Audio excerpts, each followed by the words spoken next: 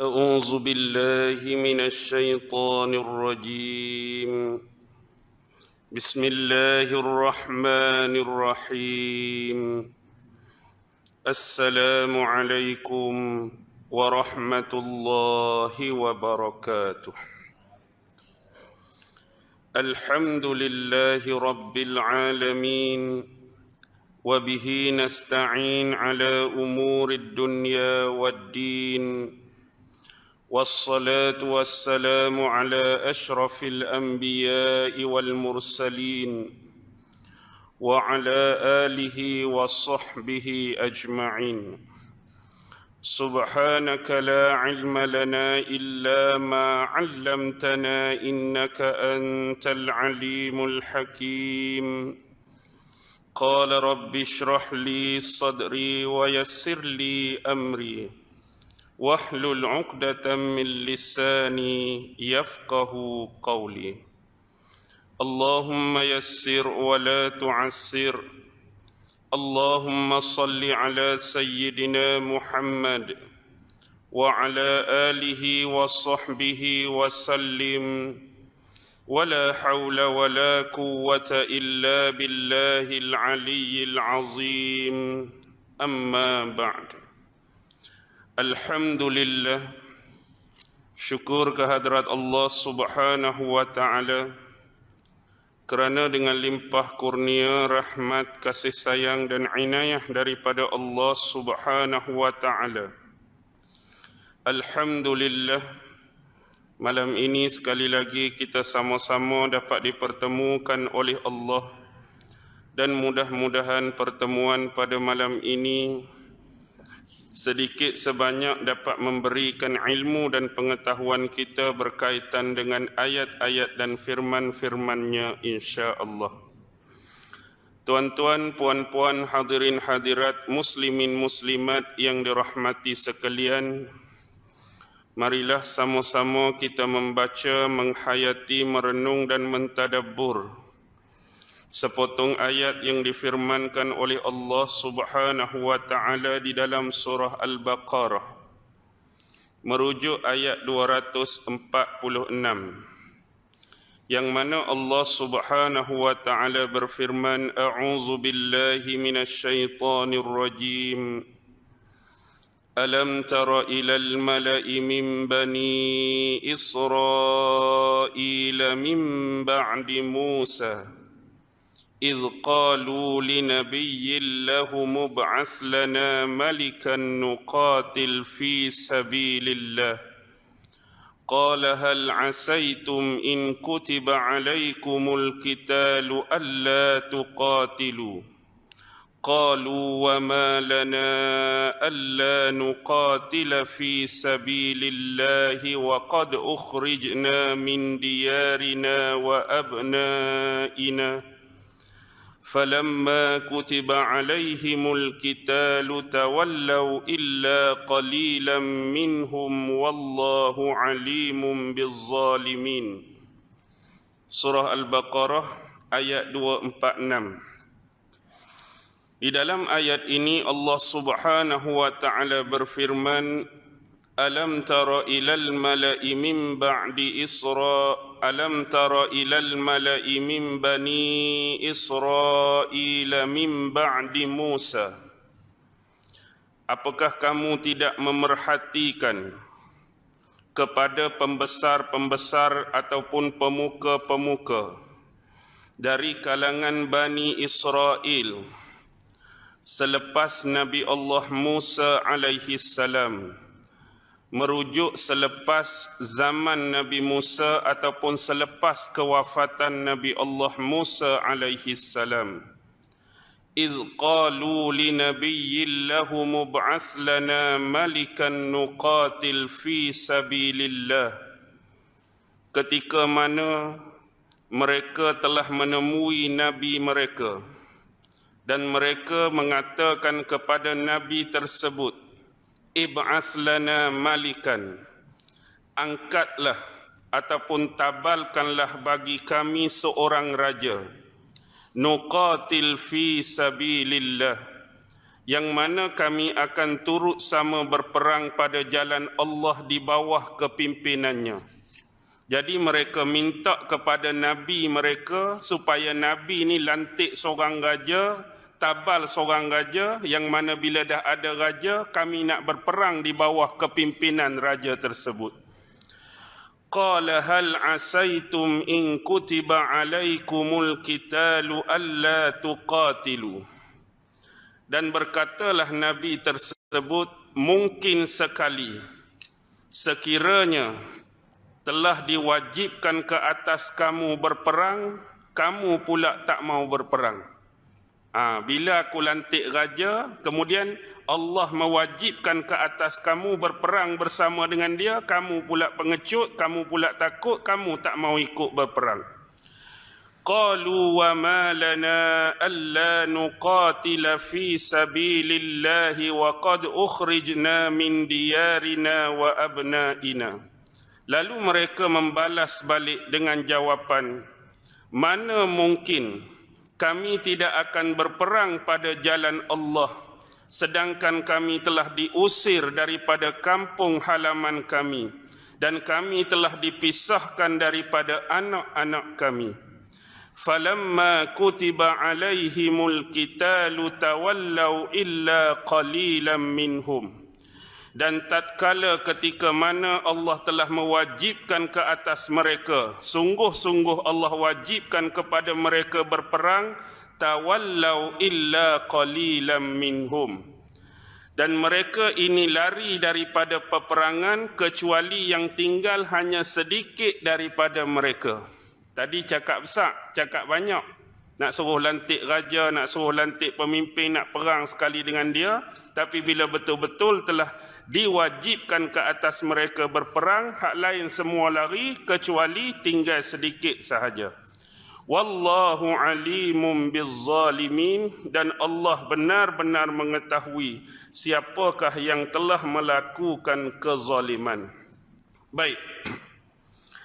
Di dalam ayat ini Allah Subhanahu wa taala telah memberitakan kepada nabinya Muhammad sallallahu alaihi wasallam, dan seharusnya hal ini dijadikan sebagai bentuk peringatan dan panduan kepada umatnya, iaitu seperti kita hari ini sebagai umat Islam untuk mengambil iktibar dan pengajaran daripada kisah yang dipaparkan, yang mana pada satu ketika telah didatangi kepada salah seorang Nabi di kalangan Bani Israel ini pemuka-pemuka ataupun pembesar-pembesar Quraisy, yang mana pada ketika itu mereka telah kehilangan atau ketiadaan walaupun seorang raja ataupun pemimpin bagi mereka.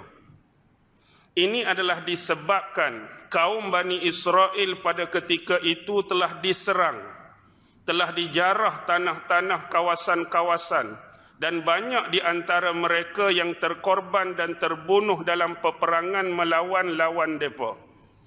Jadi pembesar-pembesar ni satu ketika telah mendatangi salah seorang nabi mereka supaya nabi mereka ni mengangkat pemimpin, mengangkat seorang raja, lantik pemimpin untuk kami semua ni berjihad bersama dengan raja yang kamu lantik, raja yang kamu pimpin.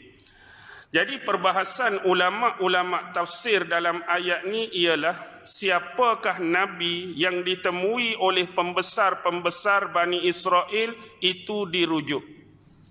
Jadi ada beberapa pandangan. Sebagai contoh, kalau kita melihat kepada tafsir Al-Quranul Azim, karya Imam Abul Fida Ibnu Katsir rahimahullahu ta'ala, di dalamnya diadakan ataupun disertakan beberapa pandangan daripada ulama. Yang pertama ialah pandangan daripada Abdul Razak, dari Ma'mar, daripada Qatadah, yang mengatakan Nabi tersebut ialah merujuk kepada Nabi Yusha' bin Nun. Nabi itu adalah Yusha' bin Nun. Kalau nama panjang dia Yusha' bin Nun bin Yufraim bin Yusuf bin Yaqub bin Ishaq bin Ibrahim. Dia merupakan anak cucu cicit kepada Nabi Allah Yusuf alaihi salam. Itu pandangan yang pertama. Pandangan yang kedua ialah daripada Imam Ibnu Jarir At-Tabari, yang terkenal seorang ulama period mutaqaddimin.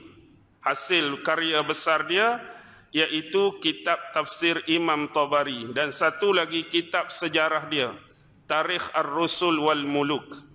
Jadi Imam Tabari ini mengatakan Nabi yang disebutkan di dalam ayat ini adalah merujuk Nabi Yusha. Sama juga, tetapi Imam Tabari meninggalkan kalimah nun tadi. Sebab pandangan pertama Yusha bin Nun bin Yufraim. Tapi Imam Tabari Yusha bin Yufraim terus, tanpa sebut Yusha bin Nun. Yusha bin Yufraim, Yufraim bin Yusuf, Yusuf bin Yaqub, Yaqub bin Ishaq, Ishaq bin Ibrahim. Walau bagaimanapun, Imam Ibnu Katsir mengatakan sesungguhnya kedua-dua pendapat ini, baik daripada yang pertama Imam Qatadah, yang kedua Imam Tabari, adalah jauh tersasar dan terseleweng dari kebenaran. Ini memandangkan bahawa Nabi Yusha bin Nun alaihi salam ini adalah merupakan seorang personaliti ataupun salah seorang Nabi yang hidup pada zaman Nabi Musa. Sedangkan kisah ni jelas disebutkan min ba'di Musa. Selepas Nabi Musa meninggal dah. Selepas Nabi Musa wafat dah. Hatta yang sebenarnya kisah ni adalah pada zaman Nabi Allah Daud alaihi salam. Jadi nak kata Nabi itu merujuk kepada Nabi Yusha memang salah banyak. Sebab Nabi Yusha hidup pada zaman Nabi Musa, dan kisah ni Allah kata selepas zaman Musa merujuk kepada zaman Nabi Allah Daud. Dan kalau kita belajar sejarah tentang Nabi-Nabi dan Rasul ini, jarak rentang masa antara Nabi Musa dengan Nabi Daud ni lebih kurang 1000 tahun beza dia. Jadi nak kata Nabi Yusha tu memang tak kena. Sebab Nabi Yusha ni juga diceritakan dalam surah Al-Kahfi, yang mana dalam plot yang kedua tu. Plot yang kedua tu Allah cerita pasal apa? Allah cerita pasal Nabi Allah Musa alaihi salam nak pi menuntut ilmu, nak belajar dengan Nabi Khidir kan? Dalam surah Kahfi. Jadi ada seorang pemuda yang menemani Nabi Musa yang bawa bakul, bawa kerajaan berisikan ikan, tu adalah Nabi Allah Yusha. Jadi Nabi Yusha ni hidup sezaman dengan Nabi Musa, jadi tak betul lah kalau nak kata tu merujuk Nabi Yusha. Sedangkan ini adalah peristiwa selepas zaman Nabi Musa. Walaupun ada perselisihan di kalangan ulama bahawa Musa yang disebutkan dalam surah Al-Kahfi itu merujuk kepada Musa mana? Sebab nabi-nabi dalam sejarah Bani Israel ni banyak di antara nabi mereka yang namanya Musa. Antaranya hak kita kenal Musa hak zaman Fir'aun tu disebut Musa bin Imran. Dan ada seorang lagi nabi juga dengan nama Musa, Nabi Musa bin Misha. Ada setengah pandangan-pandangan dan riwayat mengatakan Nabi Musa yang dirujuk dalam surah Al-Kahfi itu bukan Musa hak zaman Fir'aun, tapi Musa bin Misha. Itu adalah pandangan-pandangan. Begitu juga kalau kita tengok dalam tafsir Ibnu Katsir sendiri pun tentang kisah Nabi Ismail sebagai contoh. Banyak di antara riwayat-riwayat yang didatangkan untuk dinisbahkan dengan kisah cerita pasal Nabi Ismail sebenarnya merujuk kepada Nabi Ismail yang seorang lagi. Bukan Nabi Ismail bin Ibrahim, tetapi merujuk kepada Nabi Ismail bin Khadid. Ada seorang lagi Nabi yang juga bernama Ismail. Tapi ada sesetengah penisbahan kisah tu dinisbahkan pada Ismail bin Ibrahim, sedangkan kisah tu adalah merujuk kepada Nabi Ismail bin Khadid. Cari dalam sejarah. Baik, itu dua-dua pandangan sebelum ini. Jadi seterusnya Imam Ibnu Katsir mendatangkan pandangan daripada Imam As-Suddi. Imam As-Suddi mengatakan bahawa Nabi yang dirujuk di dalam ayat ini adalah Nabi Syam'un. Nabi Syam'un. Ataupun bahasa Inggeris kita sebut Samson lah. Syam'un. Tapi adakah Syam'un yang disebutkan di sini merujuk kepada Syam'un yang Nabi cerita dalam hadis tu? Nabi Syam'un Al-Ghazi. Yang dalam Mak Saleh kita kenal Syam'un Samson and Delilah tu. Tu. Syam'un tu ke? Kalau Syam'un tu dia merujuk kepada, kalau tengok salah silah dia, Syam'un bin Safiyah, Safiyah bin Alqamah, Alqamah min waladi Lawi. Anak daripada keturunan Lewi, dan Lewi ni ialah anak kepada Nabi Allah Yaqub alaihi salam. Jadi salah silah ni kita boleh ambil dalam tafsir Ma'alim At-Tanzil karya Imam Al-Baghawi. Dan seterusnya ialah pandangan daripada Imam Mujahid. Imam Mujahid mengatakan bahawa Nabi yang dirujuk di dalam ayat ini adalah Nabi Samuel. Nabi Samuel alaihi salam. Dan pendapat ini juga turut disokong oleh Muhammad bin Ishaq, salah seorang tokoh sejarawan terkenal dalam Islam, dan seorang lagi ialah Wahab bin Munabbih. Jadi kalau kita nak ambil salah silah Nabi Samuel ni, dia macam ni. Imam Ibn Katsir sebut dia adalah Samuel. Samuel bin Bali. Bali bin Alqamah. Alqamah bin Yarkham. Yarkham bin Ilihu. Ilihu bin Tahwa. Tahwa bin Sauf. Sauf bin Alqamah sekali lagi. Alqamah bin Mahis. Mahis bin Amrisa. Amrisa bin Izriya. Izriya bin Alqamah pula. Kemudian Alqamah bin Sufnah. Sufnah bin Abu Yafis. Dan Abu Yafis ni adalah anak kepada Qarun. Abu Yafis ni anak kepada Qarun, Qarun bin Yashar, Yashar bin Qahas, Qahas bin Imran, Imran bin Lewi, Qahas bin Lewi, Qahas bin Lewi, Lewi bin Yaqub. Sebab kita dah belajar sebelum ni tentang Nabi Musa dengan Qarun. Nabi Musa dengan Qarun tu ialah saudara sepupu. Dua-dua datang dari jalur Lewi yang banyak menghasilkan keturunan nabi-nabi bagi Bani Israel. Tu yang dikemukakan dalam tafsir Imam Ibn Katsir tentang salah silah keturunan Nabi Allah Samuel. Walau bagaimanapun, menurut Imam Muqatil bin Sulaiman, dia tak sebut salah silah, tapi dia mengatakan Nabi Samuel ini min nasli Harun, daripada keturunan Nabi Allah Harun alaihi salam, keturunan Nabi Harun. Kalau kita nak sebut dia keturunan Nabi Harun pun, dia tetap melalui jalur yang sama. Sebab Nabi Musa dengan Nabi Harun adik-beradik. Dia akan sampai juga pada keturunan Lewi juga, anak kepada Nabi Allah Yaqub alaihi salam. Dan dalam tafsir Imam Baghawi juga menyebutkan bahawa Samuel ini dalam bahasa Ibrani disebutkan Ishmael. Ismail ni kalau dalam bahasa Arab sama dengan kalimah Ismail. Allah memperkenankan doa kami, maksud dia. Maksud dia Allah memperkenankan doa kami, Allah mendengarkan doa kami. Sama ada Syam'un sendiri makna yang sama, Samuel sendiri makna yang sama, Ismail sendiri merujuk kepada makna yang sama. Baik. Habis di situ.